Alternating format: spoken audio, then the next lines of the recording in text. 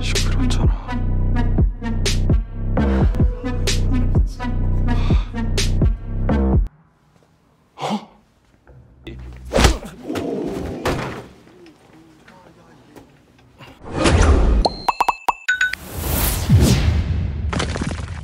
Penonton yakin bakal berbaku hantam hanya perkara anak yang dibully, dingin dan keras kepala menunjukkan kebangoran. Yeon Si-eun mulai melawan Choyoman.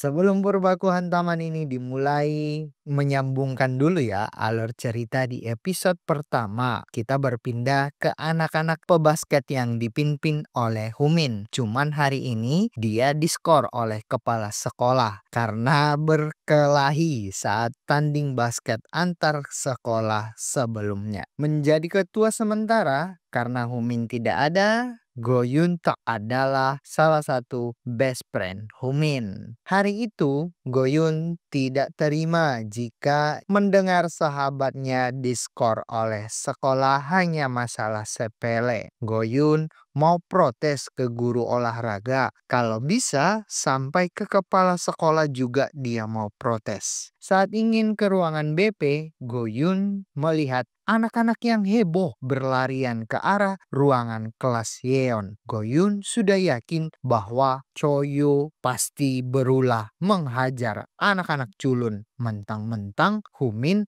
lagi diskor sekolah.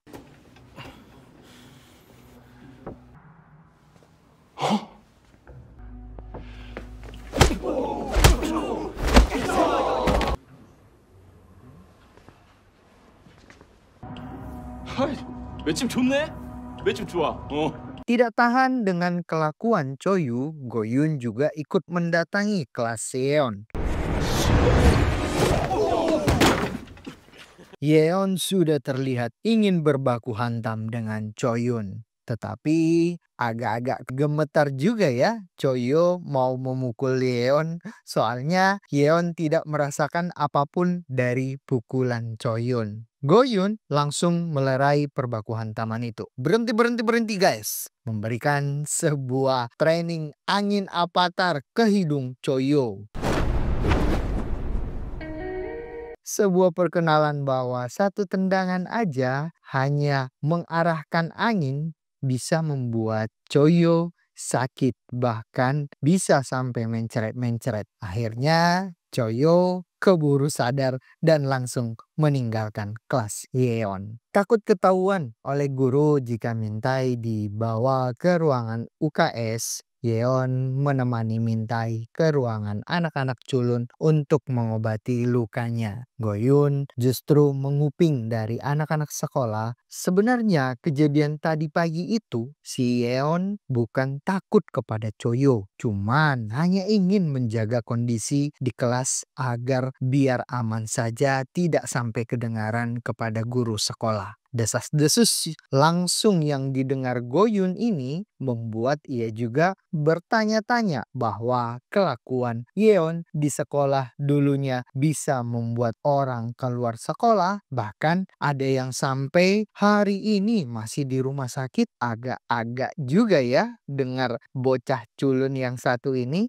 Rumor bahwa Yeon adalah legenda di sekolah lamanya membuat Goyun memang berpikir ini bocah bukan sembarang anak. Ternyata ia disegani juga di sekolah SMA Eunjang. Setelah pulang sekolah, Mintai memberikan minuman sehat kepada Yeon sebagai bentuk terima kasih karena sudah menolongnya tadi pagi. Esok paginya di sekolah, Yeon dan Mintai mulai akrab dan makan siang bersama di kantin sekolah. Mulai dekat satu sama lain. Yeon merasa sudah memiliki teman di SMA Eunjang. Cuman Choyo tidak akan terima diam-diam dipermalukan di depan orang-orang di kelas Yeon. Di lapangan basket, Choyo mulai melakukan rencana Divide Impera, politik POC yang menjajah Indonesia. Choyo mulai mendekati Yeon, berpura-pura meminta maaf dan kita berteman ya, bahwa mereka sudah tidak ada masalah lagi. Sudah damai ceritanya. Ini kan sebenarnya acting Choyo aja. Boleh juga di depan anak-anak basket biar terlihat oleh Goyun menjadi sebuah tanya-tanya nih, membuat penasaran apakah ini sebuah sekutu antara Choyo dan Yeon. Mulai mendekati Goyun dan memancing amarahnya bahwa Choyo sudah bergabung dengan Yeon untuk menguasai sekolah Eunjang. Siap-siap nih menggeser posisi best friend lu Humin menjadi orang yang paling disegani di sekolah SMA Eunjang. Strategi POC nih bos, senggol dong. Rencana mulai dijalankan oleh Choyo bersama teman-temannya. Pertama, anak buah Choyo menarik Juntai dan menyekapnya hingga sampai pelajaran sekolah selesai. Kedua, Choyo masuk ke ruangan anak basket yang sedang kosong karena murid-muridnya lagi sedang belajar. Mulai mengacak-acak ruangan tersebut.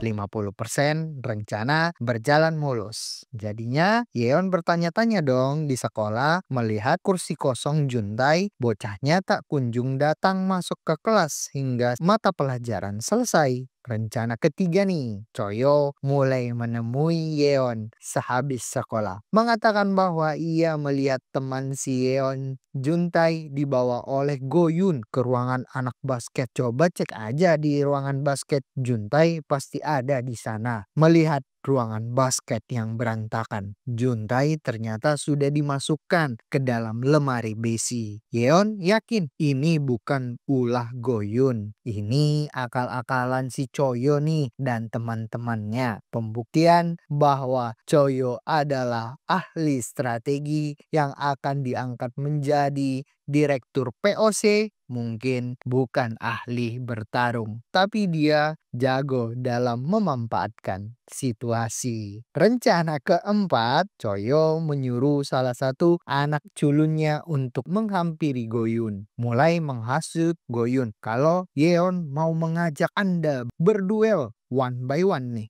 Yeon sudah siap jasmani ingin bertarung melawan Goyun demi melindungi partner barunya Choyo. Itu kata si anak culun. Yeon yang sudah siap sudah menunggu Anda di ruangan basket. Goyun yang tidak terima diremehkan oleh Yeon menantang anak basket. Goyun yang tiba di ruangan basket melihat sudah berantakan. Yeon sudah kabur duluan bersama Juntai. Melihat ruangan basket berantakan mulai membuat Goyun lebih tidak terima terhadap Yeon. Sudah merusak fasilitas hobi mereka, mengacak-acak ruangan anak basket. Goyun mulai mengejar kemana perginya si Yeon. Politik adu domba berhasil dilakukan oleh si ahli strategi Choyo. Sudah merencanakan semua ini, mengamati Yeon kalau pulang sekolah lewatnya lewat mana. Cara POC ini sangat efektif untuk menguasai dunia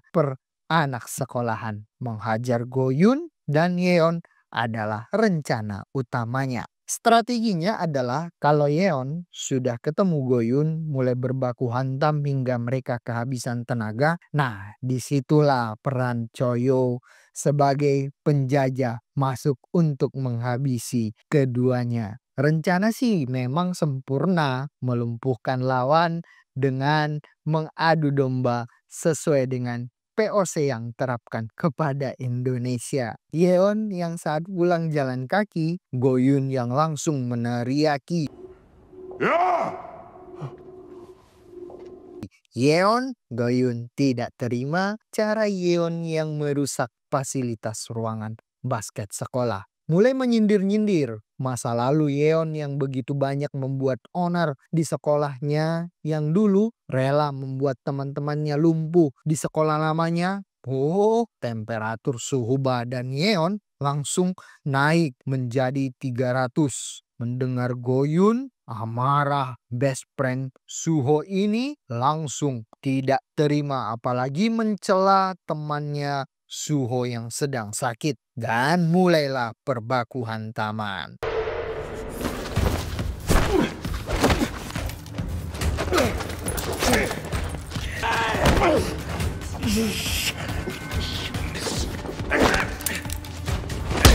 Goyun baru sadar Choyo adalah POC di era anak SMA. Perbakuan taman itu pun dimulai lagi oleh Choyo.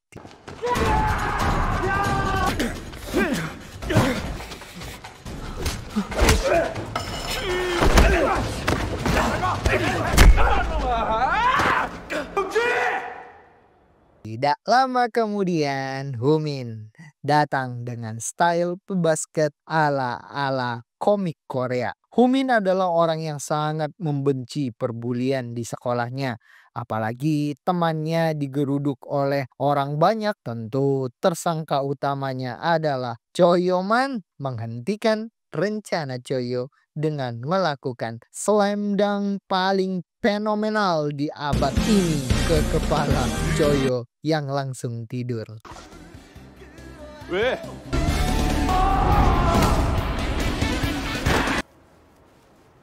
Apakah berikutnya Yeon akan menjadi sasaran Humin yang merusak fasilitas ruangan basket mereka? Tunggu selanjutnya di episode ketiga. Jangan kemana-mana, klik link di bawah untuk melanjutkan cerita berikutnya. Terima kasih sudah menikmati NS TV. Jangan lupa like, komen, dan subscribe channel ini ya. Bye-bye.